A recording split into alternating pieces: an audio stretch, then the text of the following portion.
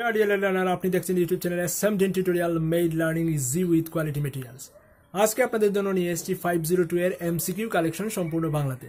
আমি বলে দিচ্ছি আমার কাছে আরো কিছু কালেকশন রয়েছে SOYAM-এর, সেগুলো ইংলিশ করা, এখনো বাংলা করা হয়নি, তো আমি বাংলা করে আপনাদেরকে দিয়ে দেব। তো চলুন আর কথা না বাড়িয়ে দেখে নিচ্ছি আজকের 502 এর MCQ গুলো।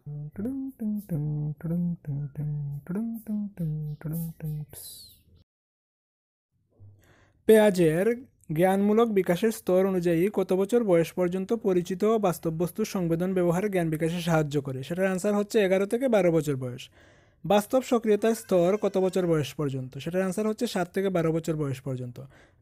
ব্ল্যাকবোর্ড হলো ড্যাশ সহায়ক উপকরণ, অর্থাৎ ব্ল্যাকবোর্ড কী ধরনের TLM? সেটা হচ্ছে দর্শন সহায়ক TLM।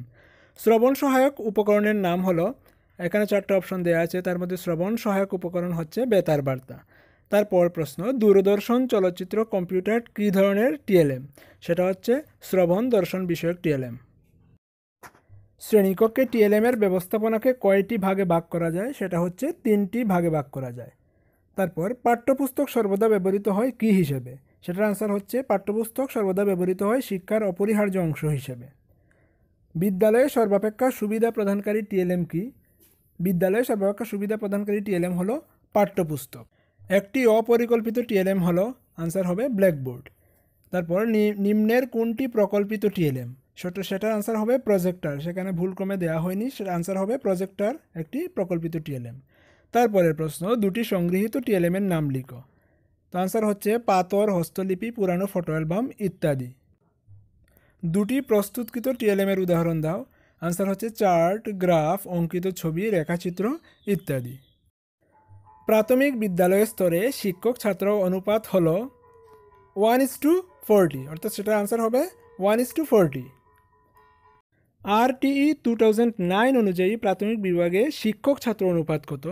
আনসার হচ্ছে 1:30, অর্থাৎ RTE 2009 অনুযায়ী প্রাথমিক বিভাগে একজন শিক্ষক হলে 30 জন ছাত্র থাকবেন, এমনই হচ্ছে রুল।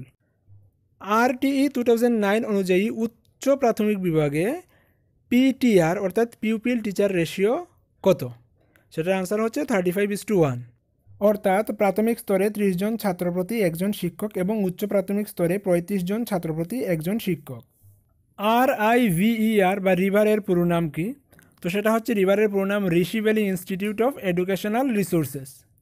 তারপর রিভার কোথায় অবস্থিত এবং এটি কী নামে জনপ্রিয়? সেটার আনসার হচ্ছে রিভার অন্ধ্রপ্রদেশে অবস্থিত, যেটা 1993 সালে প্রতিষ্ঠিত হয়েছিল এবং ইহা ঋষি ভ্যালি অ্যাপ্রোচ নামে জনপ্রিয়। তারপরের প্রশ্ন, মাল্টিগ্রেড টিচিং আরও সফল করা যায় ড্যাশ? তো সেটার আনসার হচ্ছে যথাযথ আসন বিন্যাসের দ্বারা। তারপর শ্রেণী পরিবেশে নিচের কোনটি মৌলিক উপাদান নয়? তো সেটা 4টা অপশন দেওয়া আছে, শিক্ষক, ছাত্র, ছাত্রনায়ক, সম্পদ উপাদান। তো আনসার হচ্ছে ছাত্রনায়ক। তারপরের প্রশ্ন, শ্রেণীকক্ষ ব্যবস্থাপনায় নিচের কোনটি শ্রেণীকক্ষের অন্তর্গত নয়? তো 4টা অপশনের মধ্যে আনসার হচ্ছে প্রধান শিক্ষক। পরের প্রশ্ন, নিচের কোনটি শিক্ষার্থীকে প্রেরণা দেওয়ার কৌশল নয়? সেটা আনসার হচ্ছে অন্যদের সামনে শিক্ষার্থীর ভুল ত্রুটি বের করা। তারপর MCC বা মক টেস্ট এর পুরো নাম কি? তো সেটা আনসার হচ্ছে মক টেস্টের পুরো নাম massive open online course test. নিচের কোনটি প্রতিপাদন পদ্ধতির একটি ধাপ নয়? আনসার হচ্ছে দক্ষতা উন্নয়ন। নিচের কোনটি আবিষ্কার পদ্ধতির পর্যায় নয়? সেটা আনসার হচ্ছে সমস্যা সৃষ্টি করা। পরের প্রশ্ন, সহযোগিতামূলক পরিবেশে গ্রুপ লার্নিংয়ের অন্তর্গত নয় কোনটি? সেটার আনসার হচ্ছে কোনো একজনের উপর চাপ সৃষ্টি করা। তারপর নিচের কোনটি ফলপ্রসূ শিক্ষণ কার্যক্রম নয়? আনসার হচ্ছে সৃষ্টিশীল বা ক্রিয়েশন। পরের প্রশ্ন, ট্রায়াল অ্যান্ড এরর থিওরি বা চেষ্টা ও ব্যর্থতার সূত্রের প্রবর্তন করেন কে? সেটা আনসার হচ্ছে থর্নডাইক। নিচের কোনটি পেঁয়াজের উন্নয়নমূলক সূত্রের অন্তর্গত নয়? সেটা আনসার হচ্ছে প্রয়োগ পরবর্তী বা পোস্ট অপারেশনাল। নিচের কোনটি শিক্ষণ সংক্রান্ত অভিগমন নয়? 4টা অপশন আছে, তার মধ্যে হচ্ছে বিদ্যালয় নির্ভর বা স্কুল বেসড অ্যাপ্রোচ, যেটা সেটা। পরের প্রশ্ন, শিক্ষার ন্যূনতম মানের জন্য নিচের কোনটি প্রয়োজনীয়? অর্থাৎ MLL minimum level of learning এর জন্য নিচের কোনটি প্রয়োজনীয়? সেটার আনসার হচ্ছে প্ল্যান, টিচ, টেস্ট, রিটেস্ট, অর্থাৎ প্ল্যান করলাম, পড়ালাম, টেস্ট নিলাম, পুনরায় পড়ালাম, আবার টেস্ট নিলাম, সেটা হচ্ছে কথা। তারপরের প্রশ্ন, একজন বিখ্যাত গঠনমূলক চিন্তাশীল ব্যক্তি কে? এটা হচ্ছে লিভ ভাইগাটস্কি।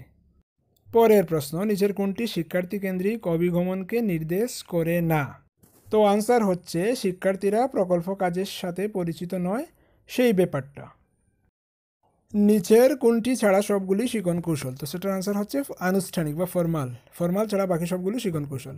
পরের প্রশ্ন, নিচের কোনটি ছাড়া বাকিগুলি ইনফর্মাল শিক্ষার অন্তর্ভুক্ত?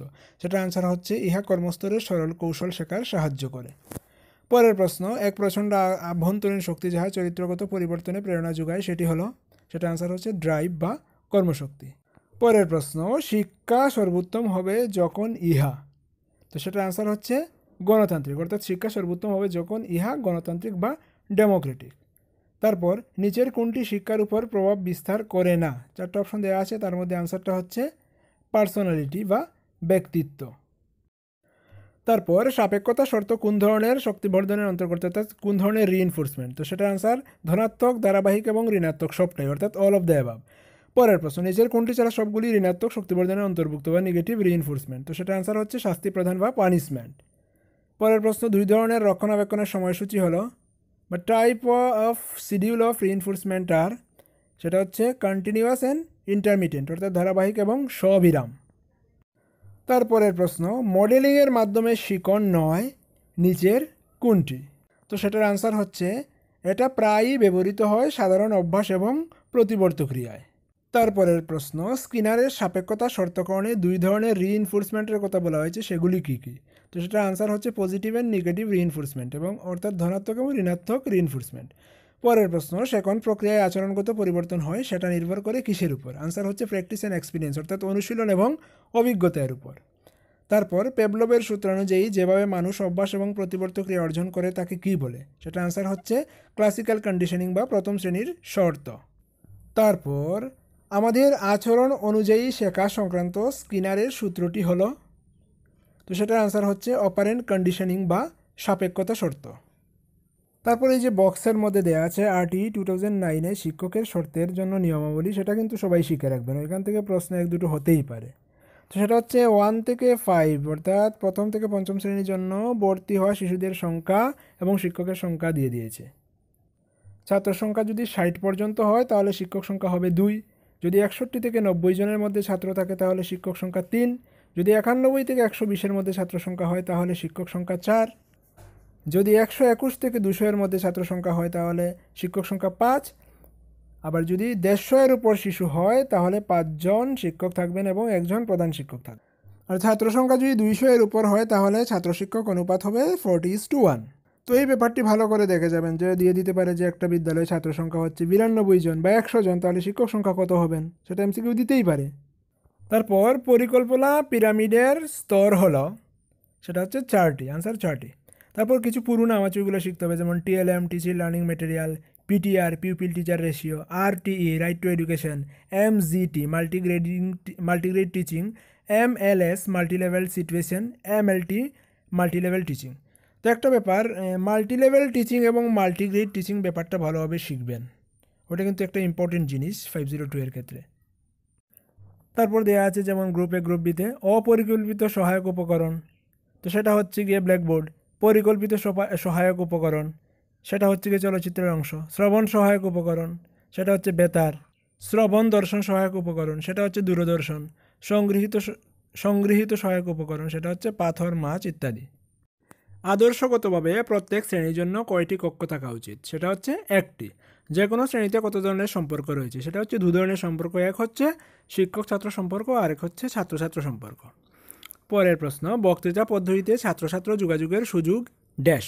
তো সেটা হচ্ছে বক্তৃতা পদ্ধতিতে ছাত্রছাত্র যোগাযোগের সুযোগ কম থাকে। তারপরে শ্রেণীকক্ষে কম্পিউটার সহযোগী শিখন বা CAL কম্পিউটার এইডেড লার্নিংয়ের উদ্দেশ্য কী? তো সেটার আনসার হচ্ছে ব্যক্তিগত শিখনকে উন্নত করা। পরের প্রশ্ন, ব্যক্তিগত শিখন বা ইন্ডিভিজুয়ালাইজড লার্নিংয়ের উদ্দেশ্য কী? সেটা আনসার হচ্ছে এর উদ্দেশ্য বা লক্ষ্য হলো যাতে প্রত্যেক শিক্ষার্থী স্বনির্ভর শিখন অভিজ্ঞতা অর্জন করতে পারে। পরের প্রশ্ন, সাধারণ শ্রেণীকক্ষে কোন পদ্ধতি খুব বেশি ব্যবহৃত হয়? তো সেটার আনসার হচ্ছে স্বয়ং শিখন পদ্ধতি। দলগত শিখন পদ্ধতির জনককে? আনসার হচ্ছে কার্ল রোজার। তারপরের প্রশ্ন, দলগত শিখনে ছাত্রদের কত ধরনের দলে বিভাজন করা যায়? সেটার আনসার হচ্ছে 4 ধরনের দলে বিভাজন করা যায়।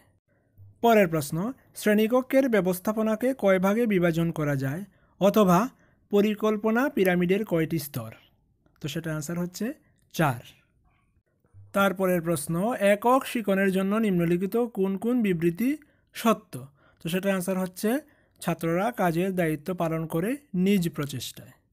সাধারণ শ্রেণীকক্ষে অর্পিত কাজের দায়িত্বের জন্য কী পদ্ধতি ব্যবহৃত হয়? সেটা হচ্ছে স্বয়ংশিক্ষণ পদ্ধতি। পরের প্রশ্ন, একটি আদর্শ শ্রেণীকক্ষে ছাত্র সংখ্যা কত হবে? তো সেটা হচ্ছে 40 জন ছাত্র হবে। দলগত শিক্ষণে ছাত্রদের কয়টি দলে ভাগ করা যায় ও কী কী? সেটা হচ্ছে 4টি দল। সামর্থ্য অনুযায়ী দল, আগ্রহ অনুযায়ী দল, ছাত্রদের পছন্দ অনুযায়ী দল, বিভিন্ন ধর্মী ছাত্রদের দল। আচ্ছা, পরের প্রশ্ন, নিচের কোনটি গণতান্ত্রিক ব্যবস্থাপনার বৈশিষ্ট্য নয়? তো 4টা অপশন আছে, তার মধ্যে আনসার হবে দলগত কাজে অসুবিধার সৃষ্টি করে, সেটা গণতান্ত্রিক ব্যবস্থাপনার বৈশিষ্ট্য নয়। পরের প্রশ্ন, শ্রেণীকক্ষে শিক্ষণ পদ্ধতি নির্ভর করে ড্যাশ ড্যাশ ড্যাশ।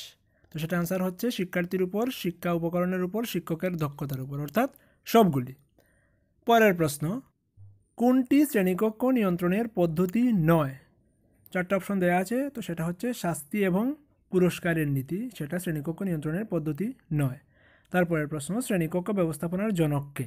তো সেটার আনসার হচ্ছে জ্যাকব কুইনিন। পরের প্রশ্ন, ত্রিভুজের 3টি কোণের সমষ্টি হলো? সেটা আনসার হচ্ছে 180 ডিগ্রি বা 2 সমকোণ। তারপর শিক্ষার্থী কেন্দ্রিক পদ্ধতির কিছু উদাহরণ দাও। সেটা হচ্ছে গিয়ে যেমন প্লে ওয়ে মেথড, প্রকল্প মেথড, সমস্যা সমাধান পদ্ধতি, আবিষ্কার পদ্ধতি, এটসেট্রা। তারপরের প্রশ্ন, যেমন আধা গাছের কোন অংশ? তো সেটা আনসার হচ্ছে আধা হলো একটি কাণ্ড এবং এটি মাটির নিচে বৃদ্ধি পায়। তারপর এখানে যেমন শিক্ষণ এবং শিক্ষণের পদ্ধতিগুলোকে দুটো ভাগে ভাগ করা হয়েছে, নির্দেশমূলক পদ্ধতি আর একটা হচ্ছে শিক্ষার্থী বন্ধুত্বপূর্ণ পদ্ধতি। তো নির্দেশমূলক পদ্ধতি যেমন হচ্ছে বক্তৃতা পদ্ধতি, প্রতিপাদন পদ্ধতি, আরোহী এবং অবরোহী পদ্ধতি। শিক্ষার্থী বন্ধুত্বপূর্ণ পদ্ধতির মধ্যে আছে যেমন খেলাসুলভ পদ্ধতি, প্রকল্প পদ্ধতি, সমস্যা সমাধান পদ্ধতি, আবিষ্কার পদ্ধতি।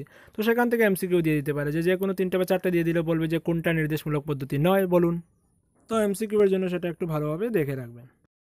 তারপর যেমন আরোহী পদ্ধতির জনককে? সেটা হচ্ছে ফ্রান্সিস বেকন এবং পেস্তালাৎসি। শিক্ষার্থী কেন্দ্রিক পদ্ধতির উদাহরণ দিন। সেটা হচ্ছে প্রকল্প পদ্ধতি, সমস্যা সমাধান পদ্ধতি আমরা অলরেডি জেনে গেছি। হিউরিস্টিক একটা পদ্ধতি আছে, সেটা হিউরিস্টিক কথার অর্থ কী? তো হিউরিস্টিক কথার অর্থ হচ্ছে আবিষ্কার করা বা খুঁজা। অনুসন্ধান পদ্ধতির জনককে? আর্মস্ট্রং। তো এই আর্মস্ট্রং কিন্তু চাঁদে যিনি পাড়ি দিয়েছিলেন সেই আর্মস্ট্রং না, নেইল আর্মস্ট্রং না, উনি হচ্ছেন মনোবিজ্ঞানী আর্মস্ট্রং। তারপর সমস্যা সমাধান পদ্ধতির অপর নাম কি? সেটা হচ্ছে আবিষ্কার পদ্ধতি বা ডিসকভারি মেথড। সমস্যা সমাধান পদ্ধতির জনককে? সেটা হচ্ছে জন ডিউই। প্রকল্প পদ্ধতির জনককে? কিল প্যাট্রিক। কালেকশন, তাছাড়া আমার কাছে আরও কিছু কালেকশন আছে, সেটা হচ্ছে ইংরেজিতে স্বয়ং থেকে ডাউনলোড করা কিছু MCQ আছে, তো সেগুলো আমি বাংলা করে পরবর্তীতে দিয়ে দেবো। আর এইগুলো কিন্তু আপনারা ভালো করে দেখে যাবেন। আর এগুলো PDF আমি দিতে পারলাম না, কারণ হচ্ছে অনেক জায়গা থেকে কালেকশন করা, আমারই কালেকশন কিন্তু অনেকখান থেকে আমি নিয়েছি, তো PDF আকারে একসাথে করা হয়নি, বিভিন্ন খান থেকে আমি ওই জাস্ট এডিট করে দিয়ে দিয়েছি। তো আশা করি আপনাদের কাছে উপকার হবে। তো PDF এখনই চাইবেন না, আমি ওইটার PDF কিন্তু এখন দিতে পারবো না। যদি কন্টেন্টটি হেল্পফুল মনে হয় লাইক করবেন, শেয়ার করবেন আর চ্যানেলটাকে সাবস্ক্রাইব করে রাখবেন যদি সাবস্ক্রাইব করা না থাকে, কারণ NIOS DElEd সংক্রান্ত সমস্ত ধরনের সাহায্য আপনি এই চ্যানেল থেকে পেয়ে যাবেন। তো সঙ্গে থাকার জন্য আপনাকে ধন্যবাদ।